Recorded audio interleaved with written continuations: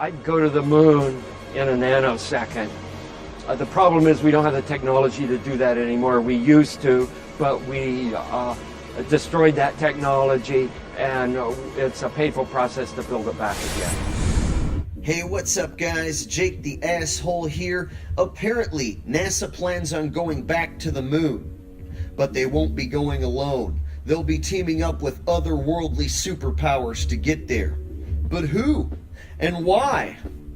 Well, I just found this news article that NASA posted on their website just recently, and it says NASA's campaign to return to the moon with global partners. This article it's pretty short, but it's full of revealing information, so I thought I would read through it and discuss it with you guys, because I'm pretty sure you guys are going to find it quite interesting. And away we go.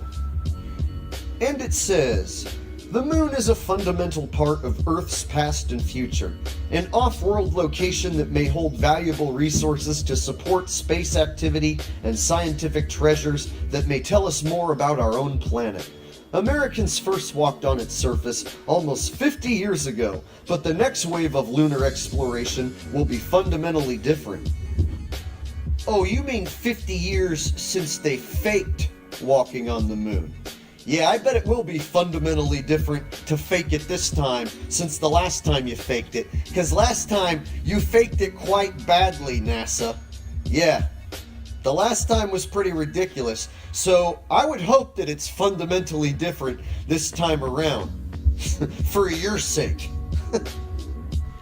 Let's continue, shall we? Through an innovative combination of missions involving commercial and international partners, NASA's robotic lunar surface missions will begin as early as 2020, focus on scientific understanding of lunar resources, and prepare the lunar surface for a sustained human presence, to include the use of lunar oxygen and hydrogen for future lunar vehicles. The lunar surface will also serve as a crucial training ground and technology demonstration test site where we will prepare for future human missions to Mars and other destinations. So basically what they're telling us in this paragraph is that they're going to have a sustained human presence on the moon, which equates to having astronauts pretend that they're living on the moon, the same way Scott Kelly pretended to live on the International Space Station for 2 years, or however long it was. Yeah, the same way Scott Kelly hung around in a harness in front of a green screen doing backflips, pretending to be on the International Space Station. They'll just have some astronauts pretending to be living on the moon, and then they'll do some interviews on the news and on different shows and whatnot, saying, yep, here we are on the moon. Oh yeah, it's crazy to live on the moon, but we're getting used to it. Look, we're definitely not in front of a green screen. So that's going to be your human presence on the moon. Now, let's get to the other section of this paragraph. So I found the last part of this paragraph to be rather interesting because it says the lunar surface will also serve as a crucial training ground and technology demonstration test site where we will prepare for future human missions to Mars and other destinations. Crucial training ground and technology demonstration test site on the moon to prepare to go to Mars and other destinations. Does that make any sense to anybody? Like, hey guys, let's totally risk our life to go to Mars, but before we go, we're gonna also need to risk our life to go to the moon first so we can train on the moon to prepare for Mars. Because apparently training on the moon is the exact same thing as being prepared for whatever Mars has to throw at you. So we're going to need to build us a base on the moon and train everybody up, and then we'll totally be ready for anything Mars has to throw at us for sure. Yeah, that makes tons of sense, right? 100% logical sense. I love where you're going with this, NASA. Let's continue. Since the beginning of its mission, NASA's Lunar Reconnaissance Orbiter has imaged objects impacting the surface of the moon. Such observations are of interest scientifically since they allow NASA to test and constrain models used to understand how water and other volatiles may be transported to the permanently shadowed craters near the lunar poles.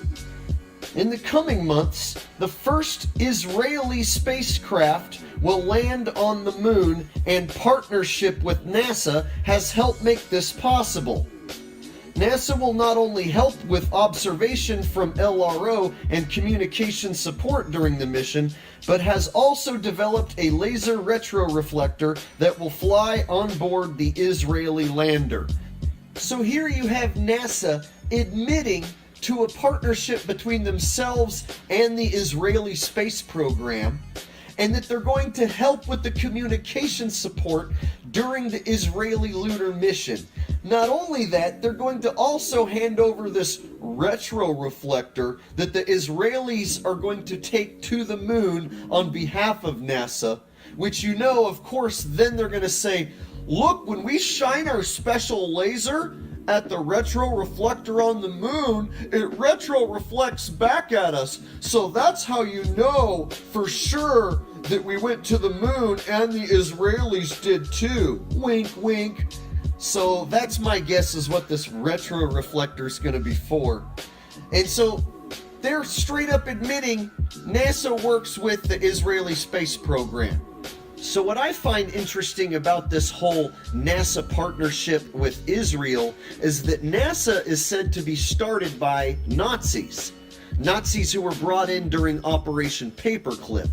So if NASA is a Nazi organization and the Nazis hate the Jews, then why is NASA now working hand in hand with Israel?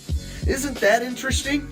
Leave your comments down below and tell me what you guys think about that situation. But either way, let's continue. This past month, NASA held discussions with the China National Space Administration to explore the possibility of observing a signature of the landing plume of their lunar lander, Chang'e 4, using LRO's LAMP instrument. For a number of reasons, NASA was not able to phase LRO's orbit to be at the optimal location during the landing.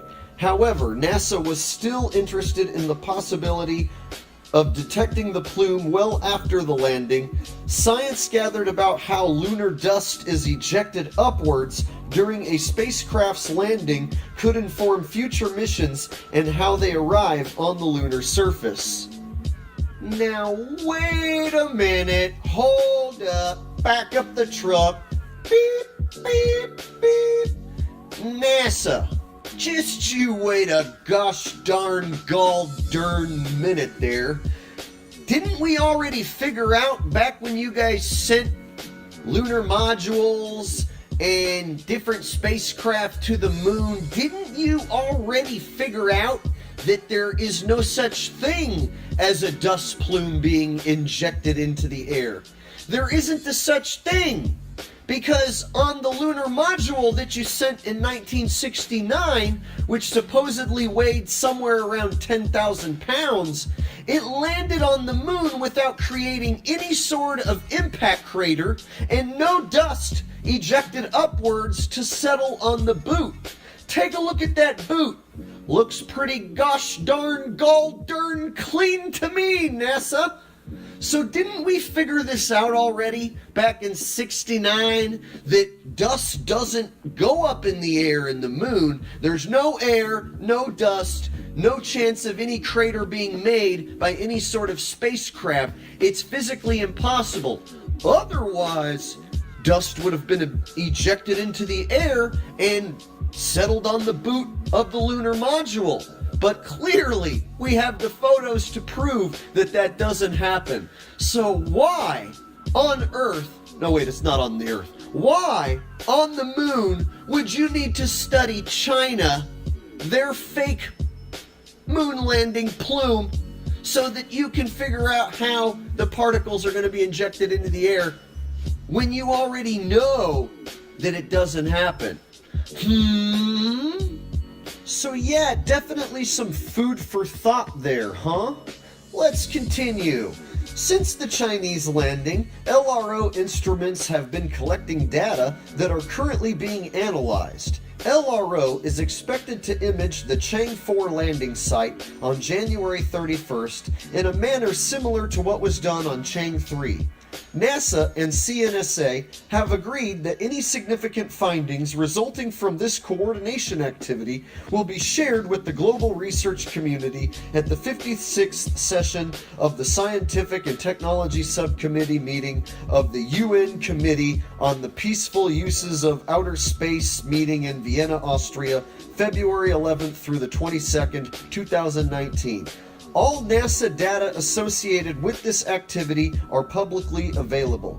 In accordance with administration and congressional guidance, NASA's cooperation with China is transparent, reciprocal, and mutually beneficial. Let me read that part one more time because I think that's extra juicy. NASA's cooperation with China is transparent, reciprocal, and mutually beneficial. Ooh, don't you love the way that sounds?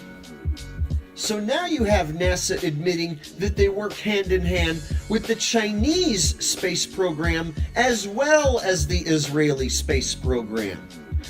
Often I've heard people say things like, why doesn't China expose the fake moon landings that the US did in the 60s? Or why doesn't Russia expose the fake moon landings? Like, why doesn't so-and-so country expose the fake moon landings? Well, clearly, all the major world governments are working together to fake space together.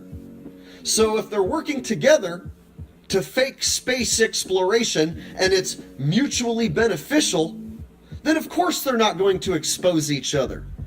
When it comes to exploring outer space, when it comes to fake exploring outer space, and protecting Antarctica, man, all these world powers are the best of friends. We're definitely not enemies when it comes to space and Antarctica. Oh man, we're enemies everywhere else. We might just shoot those nukes off and blow each other up at any time. Oh, except when we go to outer space or to Antarctica. Then we're the best of pals. You see how that works? So next time I hear someone say, why doesn't so-and-so country expose the fake moon landings? Because so-and-so country works alongside our country and all the countries. Get it? All the world governments are working together as a one world government.